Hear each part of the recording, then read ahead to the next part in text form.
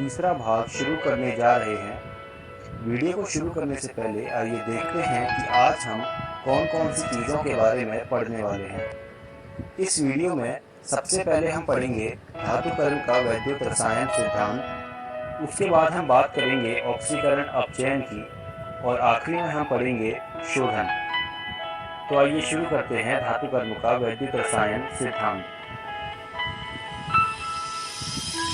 Delta G is equals to minus N F E. ये equation आपने पहले भी देखी होगी। यहाँ पर डेल्टा जी जो है वो गिब्स ऊर्जा है और यहाँ पर एन इलेक्ट्रॉन की संख्या है और ई इलेक्ट्रोड विभव है।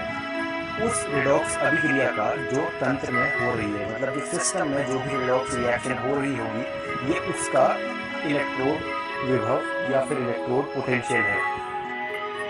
अधिक क्रियाशील धातुओं के लिए इलेक्ट्रोड विभव का मान अधिक ऋणात्मक यानी कि नेगेटिव होता है, इसलिए उनका अपचयन कठिन होता है।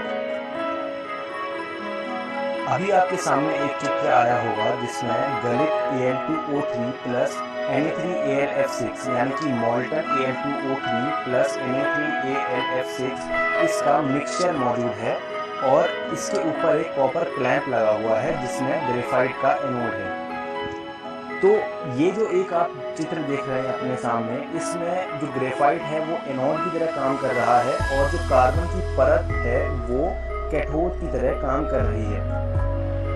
एल्युमिनियम धातुकर्म में शुद्ध Al2O3 में Na3AlF6 या फिर CaF2 मिलाया जाता है, जिससे मिश्रण गलनांक कम हो जाता है और इसमें चालकता आ जाती है, मतलब कंडक्टिविटी आ जाती है। ये जो Al2O3 है इसका हम एक मिक्सचर बनाते हैं Na3AlF6 या फिर CaF2 के साथ। अब क्या होता है, यहाँ पर एक रिडॉक्स रिएक्शन होती है। उस रिडॉक्स रिएक्शन के थ्रू हमारे पास प्योर एल्यूमिनियम मॉल्टन स्टेट में बाहर आ जाता है। आप चित्र में भी देख सकते हैं कि जो गलित एल्यूमिनियम है वो हमने एक छोटे से पाइप के थ्रू बाहर निकाल लिया है। ये एक ओवरऑल रिएक्शन है, मतलब कि ये इसको हम अभी ब्रेक करेंगे और इसको अलग अलग करके देखेंगे कि रिडॉक्स रिएक्शन कैसे हो रही है। लेकिन आप ये reaction 2Al2O3 plus 3 carbon gives 4Al plus 3CO2 अपनी कॉपी में लिख लीजिए। वैद्युत अपघटन की यह विधि हॉल हेरोल्ड प्रक्रम के नाम से सुप्रसिद्ध है। तो इसको हॉल हेरोल्ड प्रक्रम या फिर अंग्रेजी में हॉल हेरोल्ड रिएक्शन के नाम से जाना जाता है। गलित द्रव्य का वैद्युत अपघटन एक वैद्युत अपघटनी सेल में कार्बन इलेक्ट्रोड का प्रयोग करके किया जाता है। आप यहाँ पर कैथोड और एनोड की जो रिएक्शंस हैं उनको बहुत ध्यान से देखिएगा और अपनी कॉपी में उनको बहुत ध्यान से लिखिएगा, क्योंकि ये परीक्षा में पूछी जाती है। कैथोड की जो रिएक्शन है आप देख सकते हैं Al3 प्लस, जो कि मॉल्टन स्टेट यानी कि गलित स्टेट में है, plus 3 electrode gives Al liquid. यहाँ पर जो एल्यूमिनियम है उसका रिडक्शन हो रहा है क्योंकि उसमें इलेक्ट्रॉन का एडिशन हो रहा है। और एनोड की रिएक्शन को देखें तो इसमें जो है कार्बन सॉलिड स्टेट में है, उसका रिएक्शन होता है O2 माइनस से, जो कि एक मॉल्टन स्टेट में है। उसका रिएक्शन होता है O2 माइनस से, जो कि एक गलित स्टेट में है, और वो हमें देता है CO, जो कि कार्बन मोनोऑक्साइड है, प्लस 2 इलेक्ट्रॉन। और इसके साथ एक और रिएक्शन है जो है कार्बन के साथ 2 O2 माइनस का रिएक्शन, जो हमें देता है CO2 प्लस 4 इलेक्ट्रॉन। तो आप देख सकते हैं नीचे वाली जो रिएक्शन है वो हमें कार्बन डाइऑक्साइड दे रही है और ऊपर वाली रिएक्शन जो है वो हमें कार्बन मोनोऑक्साइड दे रही है। लेकिन इम्पॉर्टेंट चीज़ ये है कि यहाँ पर हमें प्योर एल्यूमिनियम मिल जाता है, वो भी मॉल्टन स्टेट में यानी कि गलित स्टेट में। अब आगे बढ़ते हैं और बात करते हैं ऑक्सीकरण अपचयन की। तो लवण जल से क्लोरीन का निष्कर्षण ऑक्सीकरण के द्वारा किया जाता है। अब ये लवण जल क्या होता है, अंग्रेजी में इसको ब्राइन सॉल्यूशन कहते हैं। ये एक नॉर्मल नमक और पानी का मिश्रण होता है। इसकी जो रिएक्शन होती है वो कुछ इस प्रकार होती है, 2Cl minus aqueous plus 2H2O liquid gives us 2OH minus aqueous plus H2 gas plus Cl2 gas. तो ये रिएक्शन आप अपनी कॉपी में लिख लीजिए। इस अभिक्रिया के लिए डेल्टा G नॉट की मात्रा प्लस 422 किलो जूल होती है। और यहाँ पर जो इलेक्ट्रोड विभव होता है वो -2.2 वोल्ट होता है। तो यह होता है ऑक्सीकरण अपचयन। आप इस डायग्राम को अपनी कॉपी में बना लीजिए और ये रिएक्शन अपनी कॉपी में लिख लीजिए और साथ ही डेल्टा G0 और E0 की वैल्यूज भी अपनी कॉपी में लिख लीजिए। अब आगे बढ़ते हैं और बात करते हैं शोधन की। देखिए, अभी तक हमने बहुत सारे तरीके देखे प्योर मेटल को निकालने के, लेकिन क्या होता है जब हम एकदम शुद्ध मेटल को निकाल लेते हैं उसके बाद भी कुछ ऐसी इम्प्योरिटीज होती हैं और कुछ ऐसे वेस्ट मटेरियल होते हैं जो अभी भी हमारे मेटल के अंदर लगे होते हैं, वो पूरी तरह नहीं निकलते। तो उनको निकालने के लिए जो तरीका है उसको शोधन कहते हैं। तो शोधन में कई प्रकार के तरीके होते हैं, एक एक करके देखते हैं कि वो कौन कौन से हैं। सबसे पहला तरीका है आसवन, दूसरा तरीका है द्रव गलन परिष्करण, तीसरा तरीका है वैद्युत अपघटन, चौथा तरीका है मंडल परिष्करण, पांचवा तरीका है वाष्प प्रावस्था परिष्करण और छठा तरीका है वर्णलेखिकी विधि। तो शुरू करते हैं आसवन से। तो आसवन में क्या होता है, अशुद्ध धातु को वाष्पीकृत करके शुद्ध धातु को आसिड के रूप में प्राप्त कर लिया जाता है। उसके बाद जो हमने द्रव गलन परिष्करण की बात करी, इस विधि में कम गलनांक वाली धातु जैसे टिन को पिघलाकर ढालू सतह पर बहने दिया जाता है, जिससे अधिक गलनांक वाली अशुद्धियां अलग हो जाती हैं। उसके बाद बात करेंगे वैद्युत अपघटन की। इस विधि में अशुद्ध धातु को एनोड बनाते हैं, उस धातु की शुद्ध धातु पट्टी को कैथोड की तरह प्रयुक्त करते हैं। इन्हें एक उपयुक्त वैद्युत अपघटनी विश्लेषित्र में रखते हैं, जिसमें उसी धातु का लवण घुला रहता है। अधिक क्षारकीय धातु विलयन में रहती है तथा कम क्षारकीय धातुएं एनोड पंख में चली जाती है। आप यहाँ पर देख सकते हैं जो एनोड की रिएक्शन है वो है Cu gives us Cu2 plus 2 electron और कैथोड में इसका एकदम उल्टा हो रहा है, Cu2 plus 2 electron gives us Cu। यहाँ पर जो Cu है वो कॉपर को दर्शा रहा है। एक चीज़ मैं यहाँ आपको बताना चाहता हूँ, इस पूरे चैप्टर में एक बहुत ही इम्पोर्टेंट चीज़ है कि हमें पता कैसे चले कि कोई रिएक्शन एनोड की है या फिर कैथोड की। जिस भी रिएक्शन में रिडक्शन हो रहा होगा वो कैथोड की रिएक्शन है और जिस भी रिएक्शन में ऑक्सीडेशन हो रहा होगा वो एनोड की रिएक्शन होती है। तो ये होता है वैद्युत अपघटन, ये बहुत इंपॉर्टेंट है, आप इसको अपनी कॉपी में अच्छे से लिखिए क्योंकि इसे परीक्षा में पूछा जाता है। उसके बाद बात करते हैं मंडल परिष्करण की। यह विधि इस सिद्धांत पर आधारित है कि अशुद्धियों की विलेयता धातु की ठोस अवस्था की अपेक्षा गलित अवस्था में अधिक होती है। यह विधि मुख्य रूप से अति उच्च शुद्धता वाले अर्धचालकों तथा अन्य अतिशुद्ध धातुओं को प्राप्त करने के लिए बहुत उपयोगी है। तो ये मंडल परिष्करण है और ये भी बहुत ही इम्पोर्टेंट है, ये परीक्षा में पूछा जाता है, तो आप इसे अपनी कॉपी में लिख लीजिए। अब बात करते हैं वाष्प प्रावस्था परिष्करण की। इस विधि में धातु को वाष्पशील यौगिकों में परिवर्तित किया जाता है तथा वाष्पिक यौगिक को एकत्र कर लेते हैं। इसके बाद विघटित करके शुद्ध धातु प्राप्त कर लेते हैं। वाष्प प्रावस्था परिष्करण करने के दो तरीके हैं। पहला तरीका जो है उसे कहते हैं मॉन्ड प्रक्रम। इसमें जो इम्प्योर निकल होता है इसको हम कार्बन के साथ 330 से लेके 350 केल्विन के बीच में गर्म करते हैं। ये हमें NiCO4 देता है। फिर हम इस NiCO4 को 450 से लेके 470 केल्विन के बीच दोबारा से गर्म करते हैं, तो हमें जो ये एनाइड देता है वो प्योर एनाइड होता है। ये होता है मॉन्ड प्रक्रम। उसके बाद जो दूसरा तरीका होता है उसे कहते हैं वॉन आर्केल विधि। इसमें हम Zr और I2 को रिएक्ट करवाते हैं और ये रिएक्शन भी हीटेड रिएक्शन होती है, मतलब इसमें हम इन दोनों को गर्म करते हैं। इससे हमें Zr I4 मिलता है। फिर उस Zr I4 को दोबारा से हम गर्म करके Zr और I2 में ब्रेक कर देते हैं और इससे जो हमें Zr मिलता है वो प्योर Zr होता है। तो ये है मॉन्ड प्रक्रम और वॉन आर्केल विधि। ये दोनों बहुत इंपॉर्टेंट है, आप इनको अपनी कॉपी में लिख लीजिए और दोनों की इक्वेशंस भी अपनी कॉपी में लिख लीजिए। तो अब हम इस वीडियो के अंत में आ गए हैं, तो आइए देखते हैं कि आज की इस वीडियो में हमने क्या क्या पढ़ा। सबसे पहले हमने धातु कर्म का वैद्युत रसायन सिद्धांत पढ़ा, उसके बाद हमने ऑक्सीकरण अपचयन के बारे में पढ़ा और आखिरी में हमने शोधन के बारे में पढ़ा। मैं उम्मीद करता हूँ आपको मेरी पढ़ाई की सारी चीज़ें समझ आई होंगी और आपको यह सुझाव दूंगा कि आप घर जाकर रसायन विज्ञान की एनसीईआरटी से दोबारा से इन चीज़ों को पढ़िएगा। धन्यवाद दोस्तों।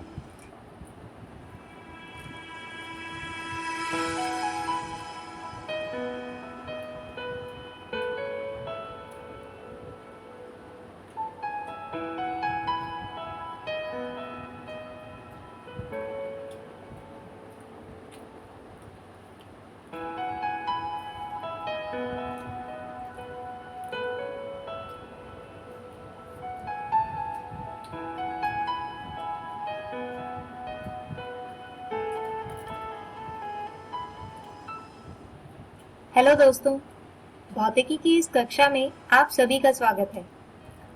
दोस्तों, आज के हमारे इस वीडियो में हम अध्याय 4 गतिमान आवेश और चुंबक का तीसरा भाग समझेंगे और इस भाग में हम बात करेंगे बायो-सावर्ट नियम की, जिसके बाद देखेंगे उसके कुछ अनुप्रयोग। तो आइए आज की इस वीडियो को शुरू करते हैं। दोस्तों, अपने पिछले वीडियो में हमने ये तो जाना था कि एक धारावाही चालक अपने चारों ओर चुंबकीय क्षेत्र उत्पन्न करता है और जिसकी दिशा को दाएं हाथ के अंगूठे के नियम की सहायता से समझा जा सकता है। लेकिन इस चालक के इर्द गिर्द चुंबकीय क्षेत्र का परिमाण कितना होगा? तो दोस्तों, ये जानने के लिए जीन बैप्टिस्ट बायो और फेलिक्स सावर्ट ने एक नियम दिया जिसे कहा जाता है बायो-सावर्ट नियम, और इसी नियम की सहायता से हम किसी धारावाही चालक के इर्द गिर्द किसी भी एक बिंदु पर चालक के कारण बनने वाले चुंबकीय क्षेत्र निकाल सकते हैं। तो आइए जानते हैं कि ये नियम आखिर कहता क्या है।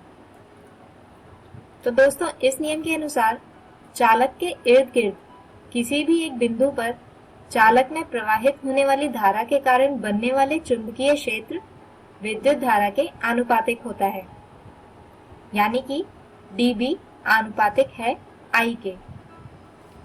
इसके अतिरिक्त चालक के अति अल्प अवयव के आनुपातिक होता है, यानी dB आनुपातिक है एक अति अल्प अवयव dL के, जिसे यहाँ इस लाल रंग से दर्शाया गया है। इसके अतिरिक्त यह चुंबकीय क्षेत्र विद्युत धारा के प्रवाह की दिशा और अति अल्प अवयव तथा अवलोकन बिंदु को मिलाने वाली रेखा के बीच के कोण यानी थीटा के आनुपातिक होता है, यानी dB आनुपातिक है साइन थीटा के। और अंत में अति अल्प अवयव तथा अवलोकन बिंदु के बीच की दूरी यानी r के व्युत्क्रमानुपाती होता है, यानी dB आनुपातिक है 1/r⁴ के। अब इन सभी खंडों को जोड़कर लिखा जाए तो आता है dB आनुपातिक है I dL sin θ/r⁴। और अगर हम आनुपातिकता का चिन्ह हटा दें तो हमें रखना पड़ता है एक स्थिरांक k, जो चालक और अवलोकन बिंदु के बीच के माध्यम पर निर्भर करता है, यानी dB बराबर होगा k I dL sin θ/r⁴। दोस्तों, यहाँ पर k का मान होता है μ0/4 पाई, जो बराबर होता है 10⁻⁻7 टेस्ला प्रति एम्पियर मीटर के। इसके अलावा μ0 को कहा जाता है मुक्त आकाश या निर्वात की चुंबकशीलता नियतांक। तो अगर चुंबकीय क्षेत्र dB के व्यंजक में हम k का मान रखें तो चुंबकीय क्षेत्र dB आता है μ0/4 पाई गुणा I dL साइन थीटा बटे आर की घात 2, या इसे लिख सकते हैं कि डी बी बराबर होगा म्यू नॉट बटे 4 पाई गुणा I D L cross R cap बटे आर की घात 2।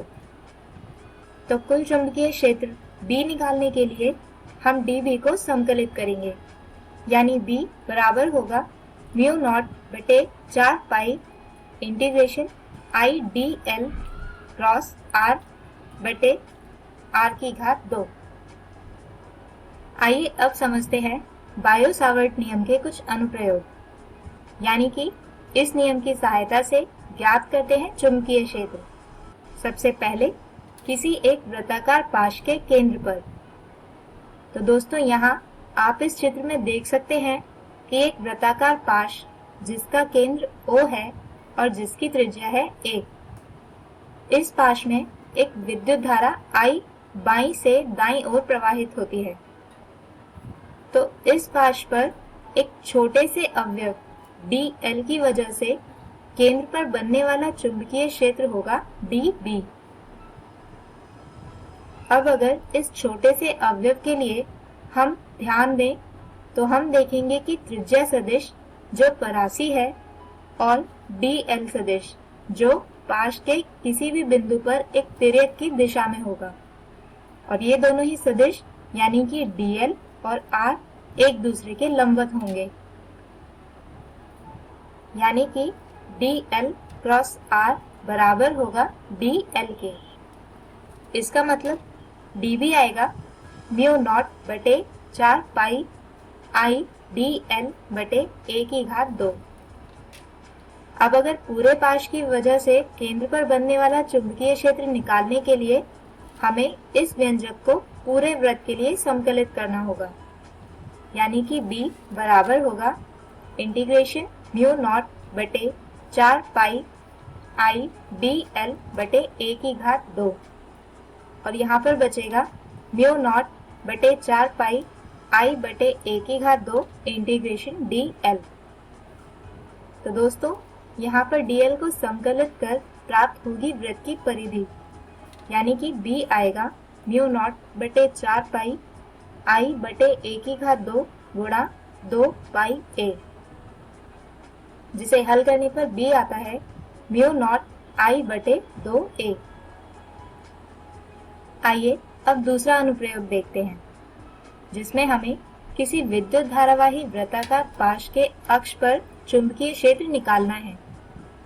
तो सबसे पहले मान लीजिए कि एक वृत्ताकार पाश जिसकी त्रिज्या a और जिसका केंद्र O है, और इसमें कुछ विद्युत धारा I इस दिशा में प्रवाहित होती है, और ये पाश इस स्क्रीन के लंबवत तल में है, जबकि इसका अक्ष इस स्क्रीन के तल में ही है। अब मान लीजिए कि इस अक्ष पर केंद्र से x दूरी पर एक बिंदु P है, जहां पर हमें इस पाश की वजह से बनने वाले चुंबकीय क्षेत्र को मापना है। तो ऐसा करने के लिए हम पाश पर कोई अति अल्प अवयव xy मान लेते हैं, जो P से r दूरी पर है, और इस अवयव और बिंदु P के बीच बनने वाला कोण 90 डिग्री का है। अब इस अवयव की वजह से बिंदु P पर बनने वाला चुंबकीय क्षेत्र होगा dB। अब ठीक इसी की जैसे अगर हम एक और अवयव x डैश y डैश माने जो पाश में नीचे की ओर है, तो उस अवयव की वजह से बिंदु P पर बनने वाला चुंबकीय क्षेत्र होगा dB डैश, जो परिमाण में dB के ही बराबर होगा, लेकिन दोनों की दिशा अलग अलग होगी। तो इसके लिए हम इन दोनों चुंबकीय क्षेत्रों को तल की अक्ष की दिशा में लिख लेते हैं। तो दोस्तों ऊर्ध्वाधर अक्ष की दिशा में यह होगा dB cos थीटा, जो एक दूसरे के विपरीत दिशा में होने की वजह से कट जाएंगे, जबकि क्षैतिज अक्ष की दिशा में यह होगा dB sin थीटा, जो समान दिशा में होने के कारण आपस में जुड़ जाएंगे। यानी कि पूरे पाश की वजह से जो चुंबकीय क्षेत्र हमें मिलेगा वो होगा dB sin थीटा, यानी कि कुल चुंबकीय क्षेत्र निकालने के लिए हमें इसे पूरे पाश के लिए समकलित करना होगा, अर्थात B बराबर होगा इंटीग्रेशन dB साइन थीटा, यानी कि म्यू नॉट बटे 4 pi integration I dl sine theta बटे r की घात 2, या B बराबर होगा म्यू नॉट बटे 4 पाई I साइन थीटा बटे r की घात 2 इंटीग्रेशन dl। और दोस्तों dl को पूरे पाश के लिए समकलित करें तो वो आएगा इस पाश की परिधि, यानी 2 पाई a। इसका मतलब B होगा म्यू नॉट बटे 4 पाई I साइन थीटा बटे r की घात 2 गुणा 2 पाई a। अब अगर हम त्रिभुज OPC में देखें तो साइन थीटा आता है a बटे r, यानी कि B आएगा म्यू नॉट बटे 4 पाई I a बटे r की घात 2 r गुणा 2 पाई a, जिसे हल करने पर B आता है म्यू नॉट बटे 4 पाई 2 पाई I a की घात 2 बटे r की घात 3।